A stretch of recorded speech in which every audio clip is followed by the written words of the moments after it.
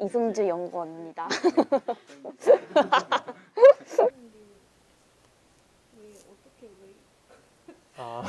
그러니까 뉴턴이안 방정식을 컴퓨터로 계속 푸는 거예요.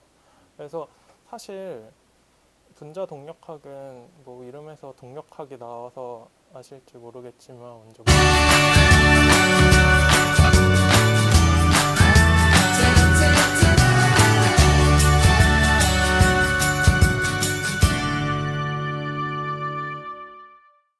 안녕하세요. 저는 분자 설계팀의 하유나라고 합니다.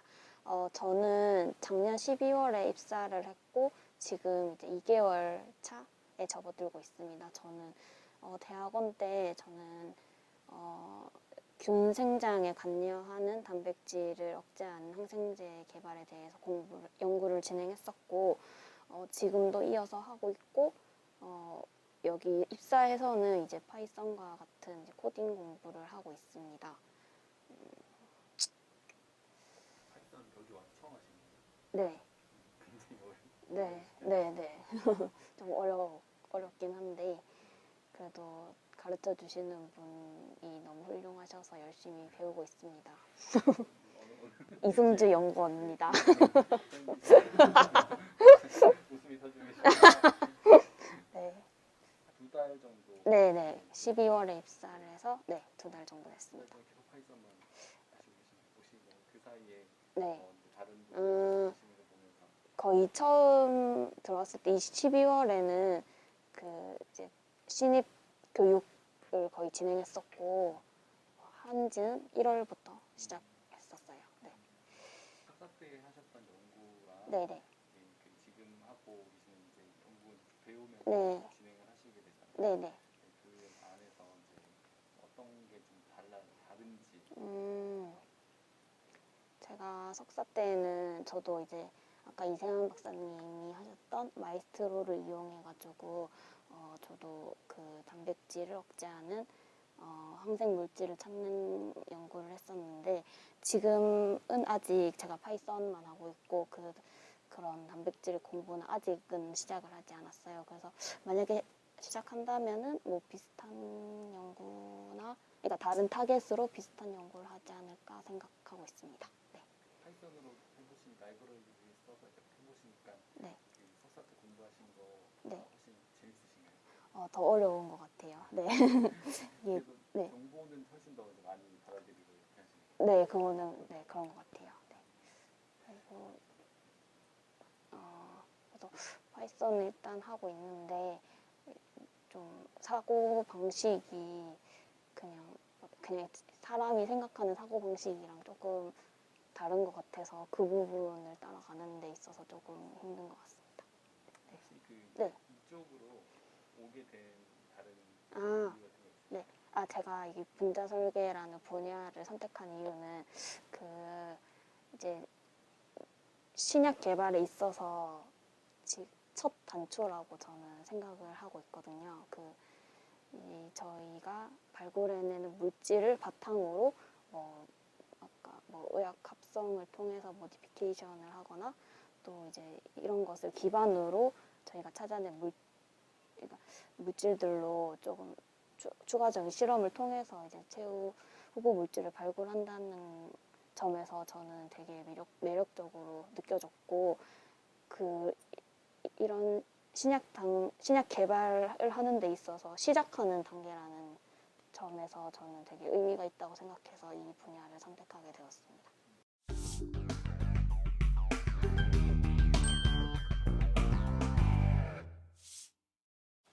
네, 안녕하십니까. 저는 분자 설계팀 한민우고요. 여기를 보면 되나요? 네, 뭐 저랑 얘기하셔도 됩니다. 네.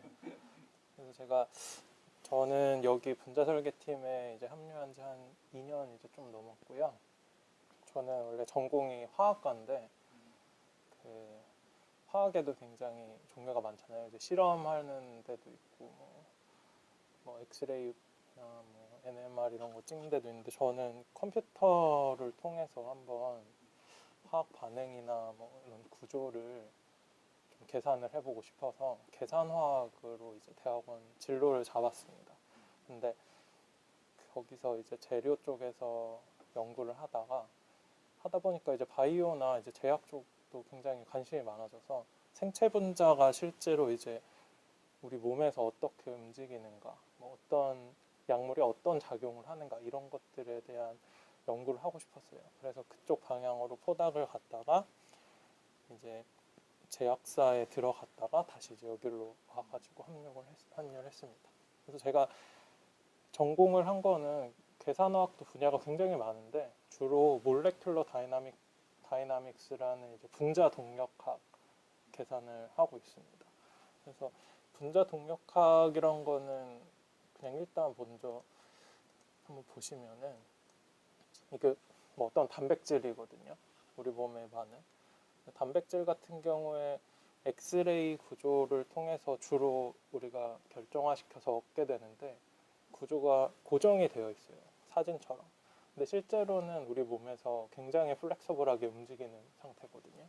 그래서 그거를 이제 이와 같은 형식으로 컴퓨터 시뮬레이션을 통해서 좀 잘 보이시는지 모르겠지만 이쪽 루프 부분은 굉장히 플렉서블하게 움직이고 이 헬리칼 스트럭처들도 어느 정도 플럭추에이션이 있게 계속 움직이게 됩니다. 이렇게 움직이는 것을 분석을 해가지고 과연 이 단백질이 어떤 기능을 하는가, 그리고 어떤 형태를 갖게 되면은 액티브 상태인가 인액티브 상태인가 이런 것들을 보게 되고요. 그래서 실제 약물이 여기에 결합했을 때는 또 이런 다이나믹스가 어떤 식으로 바뀌는가를 분석하게 되거든요. 그래서 그런 연구를 이제 신약 개발에 좀 접목시켜서 실제 기존의 분자 모델링 파트와 또 더 나아가서는 인공지능까지도 같이 이렇게 접목시킬 수 있는 연구를 수행 중에 있습니다. 단백질에서 액티브, 이넥티브 하다라는 거는 어떤 의미로 하시는 거예요? 그래서 뭐 그냥 약물이 들어가기 전에 우리 예를 들면은 뭐 카이네이즈라는 인산화 효소 같은 것들이 있는데 그런 것들이 이제 제대로 작용을 하게 되면은 이제 인산화돼서 다른 또 프로세스로 이렇게 가게 되는 자연스러운 흐름이 있는데 그걸 어떤 약물로 막는다라는 막는 거는 이니비터라는 개념인데 그걸 막게 되면은 그 움직임이 바뀜으로써 인산화가 되지 않게 되는 것입니다. 그래서 그게 굉장히 여러 가지 메커니즘이 실제로 존재하고 우리가 그 과정들을 명확하게 사실 다 알기는 어려워요. 왜냐하면 너무 변수가 많고 구조적으로도 우리가 이거는 진짜 시뮬레이션을 가상으로 탐색하는 거기 때문에 근데 가상으로나마 우리가 이걸 어느 정도 예측을 할 수 있게 되는 거고요. 그래서 보통 인액티브, 액티브 생각하면 이것을 더 활성화시킨다 아니면은 이렇게 막는다 뭐 이런 식으로 생각하시면 되고 이 가상이긴 하지만 실제 단백질이 움직이는 것들을 계산을 해서 나타나는 거니까 완전 가상이라고 하기도 어떻게 봐야 되죠? 완전 가상입니다. 완전 가상인데 사실 여기에 들어가는 다른 굉장히 많은 파라미터 값들이 있는데 그런 파라미터 값들을 뭐 실험적을 통해서 얻거나 아니면은 양자 계산이라고 하는 좀 더 복잡한 것을 통해서 얻거나 해서 여기에 전부 다 파라미터화 시켜요.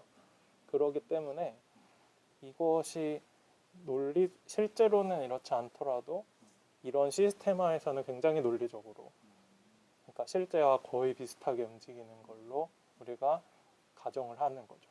그래서 이런 시스템에서는 이렇게 하기 때문에 만약 이 시스템이 우리 인체와 어느 정도 비슷한 코릴레이션이 있다면은 인체 내에서도 이런 식으로 움직일 것이다. 이렇게 하고 진행을 하는 것이죠. 그래서 그 누구도 이것을 이제 실제라고 우기진 않습니다. 그래서 다 가상이고요. 하지만 그 누구도 볼 수 없기 때문에 이제 이런 식으로 접근을 하고 어느 정도 이제 맞는 부분도 있고 맞지 않는 부분도 있는데 그래도 맨 땅에 헤딩하는 것보다는 훨씬 더 좋은 방법이죠. 혹시 궁금하신 그 양자로 계산하신다는 게 어떻게 네. 하시는 건지 궁금해요. 그래서 그 뭐 이제 분자 동력학에서 양자 계산이 쓰이는 부분은 이제 사실 분자 동력학에서는 양자 계산은 양자라고 하는 것들을 전부 다 고려하거든요. 그러니까 전자라던가 원자, 양성자 이런 것들을 계산하는데 분자 동력학에서는 그런 것들을 다 계산하기에는 너무 컴퓨팅 파워가 많이 필요합니다. 그렇기 때문에 그런 전자의 움직임이나 이런 것들을 양자 계산에서 계산한 파라미터로 뽑아와서 이제 분자 동력학에 수행을 하는 거예요. 그러면 훨씬 더 계산량은 줄어들거든요. 그래서 그런 것들을 하게 되고 뭐 양자 계산과 접목시켜서 좀 더 다른 스코프로 이제 가상 시스템을 보는 계산도 있어요. 그래서 에브니시오 MD 시뮬레이션이라고 하는데 양자 계산과 분자 동력을 같이 접목해가지고 하면은 좀 더 정확하지만 그래도 그거는 컴퓨팅 파워가 굉장히 많이 필요하겠죠. 그리고 이게 2013년도에 이제 이 성숙한 어느 정도 다 이렇게 학문적으로 성숙했다고 생각을 하고 영향을 많이 끼쳤다고 해서 몰레큘러 다이나믹스가 노벨상을 교수 세 분에게 수상을 했어요. 근데 아직까지도 굉장히 많이 발전하고 있습니다. 그래서 제가 분자 동력학을 이제 신약 개발에 어떤 식으로 더 효과적으로 접목하고 있을까 여기서 계속 고려 중에 있고요. 그거 중에 하나가 이제 저희 또 인공지능 플랫폼 하고 있는데 거기에서 이제 데이터베이스를 만드는데 이거 분자 동력학이 어느 정도 기여를 할 수 있다고 생각을 하고 있습니다. 왜냐하면은 이거는 컴퓨터만 있으면은 가상이더라도 그 시스템을 어느 정도 구현할 수 있기 때문에 그래가지고 데이터베이스화 하는데 지금 좀 힘을 쏟고 있고요. 네. 같은 프로그램이에요. 얘기도 마이스트로. 마이스트로 같은 경우에는 저희들이 다 일단 기본적으로 쓰고 있고요. 마이스트로 내부에서도 이제 굉장히 다양한 모듈들이 있기 때문에 각자 필요한 것들은 다 따로 쓰고 있어요. 그리고 추가적으로 이제 저는 저기 키스티 슈퍼컴퓨팅 센터라고 한국 대전에 있는데 거기에 이제 컴퓨팅 슈퍼컴퓨터에 접속을 해서 이제 분자 동력학원 수행을 하고 있습니다. 이렇게 어디서든 컴퓨터만 있으면은 접속을 해서 이렇게 돌릴 수 있고요. 그럼 저기 슈퍼컴퓨터에서 어떤 정보를 정보가 아니죠? 네, 그 컴퓨터를 빌려 쓰는 거죠. 네. 그렇죠. 여기는 이제 이것도 사실 아까 잠깐 말씀드렸지만 양자 계산보다는 컴퓨팅 파워가 적게 소모된다고 했지만 그래도 굉장히 많은 계산량이 필요하기 때문에 물론 네. 지금 저 그림 뒤에 숫자인가요? 네. 이거 같은 경우에는 이제 레지듀 넘버를 보여주는 거고 굉장히 이제 이런 동력학적 정보를 얻었으면은 또 이제 동력학을 분석하는 굉장히 다양한 방법들이 있어요. 그래서 이런 식으로 레지듀의 두께로 어느 정도 플럭추에이션이 있는지 이렇게 분석하는 방법도 있고. 레지듀는 그 단백질을 구성하는 어떤 채소 단위, 유닛이라고 하는데 아미노산이 이렇게 연결돼서 단백질이 되는데 그 아미노산 한 개 한 개를 레지듀, 잔기라고 합니다. 그래서 이게 분자 동력학에서 쓰는 용어는 네, 그건 아니고 일반적인 단백질의 구조 이런 것들을 할 때 잔기. 네. 흔히 이제 DNA에서는 그 아데닌, 구아닌, 시토신, 티아민 이런 식으로 4개, 우라실까지 5개가 이렇게 쌍을 이뤄가지고 하는데 아미노산 같은 경우에는 26개인가? 아무튼 그 26개의 레지듀로 이렇게 이루어져 있어요. 그래서 그런 것들의 다양한 조합으로 이제 단백질이 구성이 되고 최근에 이제 또 인공지능 또 얘기가 나오는데 알파폴드라고 구글에서 단백질 구조를 예측하는 프로그램이 나왔는데 그 구조를 예측하는 것들이 다 이 레지듀라고 하는 장기들을 퍼즐처럼 조립해가지고 정확하게 딱 답을 맞춘 것이 바로 알파폴드 원리죠.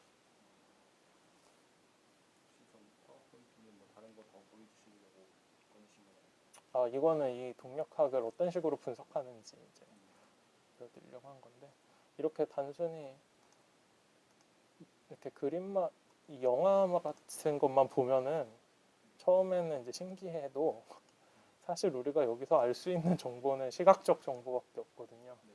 근데 이것도 이제 각 모션들을 굉장히 다양하게 분석을 할 수 있습니다. 이렇게 분석한 결과가 뭐 이런 식으로 나오거든요. 그래서 더 많이 움직이면 이렇게 두껍게 표현하고 얇게 표현하고. 지금 왼쪽에 움직이고 있는 거를 이렇게 세 가지 방식으로 표현을 한 거죠. 네, 각각이 이제 다른 모델인데 이제 각 아까 잠깐 말씀드린 레지듀를 이제 뮤테이션 시켰을 때 모션들이 이런 식으로 달라진다는 것을 보여드리고 있는 거예요. 그래서 네, 이거는 작년에 저기 하유나 연구원이랑 같이 작업해가지고 논문을 쓴 거고요. 네. 여기 작년 같은 학교에 계셨나요? 그 공동 연구처럼 해가지고. 네. 작년에도 여기 공동 연구를 같이.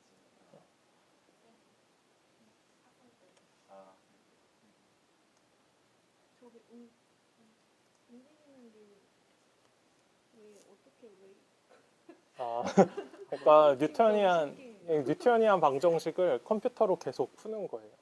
그래서 사실 분자 동력학은 뭐 이름에서 동력학이 나와서 아실지 모르겠지만 먼저 물리 쪽에서 시작됐습니다. 그래서 그 완전 탄성 충돌하는 뭐 이상기체의 움직임 그거를 먼저 컴퓨터로 모사하려고 시작을 한 거예요. 그래가지고 했을 때 이제 뭐 볼츠만 콘스탄트도 구하고 뭐 이런 식으로 해가지고 했는데 그거를 좀 더 발전시켜서 이제 바이오 영역까지도 이렇게 적용을 시킨 거죠.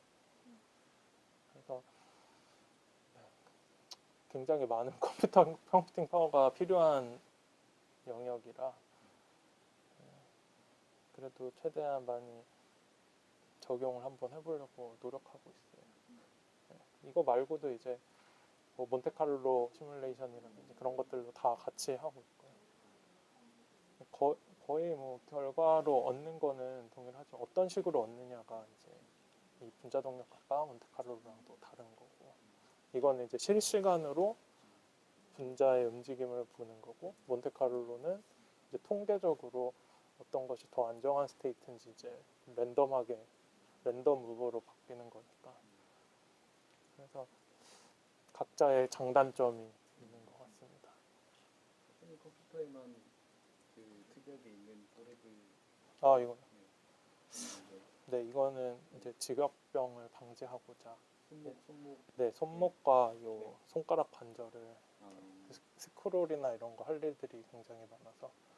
네, 저기 사실 다른 모든 분들도 그런 계속 돌려줘야 돼서 이런 기기에 좀 투자를 많이 하는 편입니다. 안 그러면은 이제 지속 가능한 연구가 힘들어지기 때문에. 쟤는 그 위에 이제 동그란 거를 이렇게 하면 이제 뭐 스크롤이 되고 이렇게 가고 이래요. 궁금한 게 있는데 네. 저 움직임이 어떤 일정한 패턴이 있는 거예요? 아니면 막 여러 가지 복합적인 요인들에 의해서 움직이는 거를 움직임을 분석을 그냥 하는 건가요? 굉장히 좋은 질문 하셨는데 당연히 패턴이 있는 것도 있고 없는 것도 있을 거예요. 그래서 노이즈랑 패턴을 분류하는 게 1차적인 목표고요. 그러니까 뭐 예를 들면 양물을 결합했을 때 패턴 A였다가 패턴 B면은 그 패턴 B가 좀 더 뭐 이니비션을 한다던가 액티베이션 됐다는가 우리가 가설을 세울 수가 있거든요. 그래서 그런 식으로 패턴 분석이 뭐 어떻게 보면 가장 중요하고, 그래서 아까 말씀드린 레지듀 사이의 거리나 뭐 플럭추에이션 이런 것들도 다 보게 됩니다. 근데 이제 그런 보시다시피 하나의 단백질이 작게는 뭐 수십 잔기에서 수백 개까지도 되기 때문에 이것을 이제 인간의 직관 같은 걸로 보기에는 너무 힘들어요. 그래서 컴퓨터 도움 당연히 받아야 되고 인공지능도 당연히 도움을 받아야 될 것 같아요. 그래서 향후 더 발전하기 위해서는 그렇게 가야 하지 않나 생각합니다. 혹시 더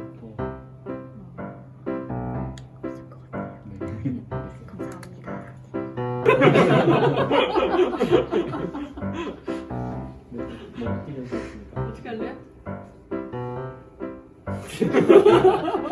약간 눈빛이 되게 경멸의 눈빛을 보냈어.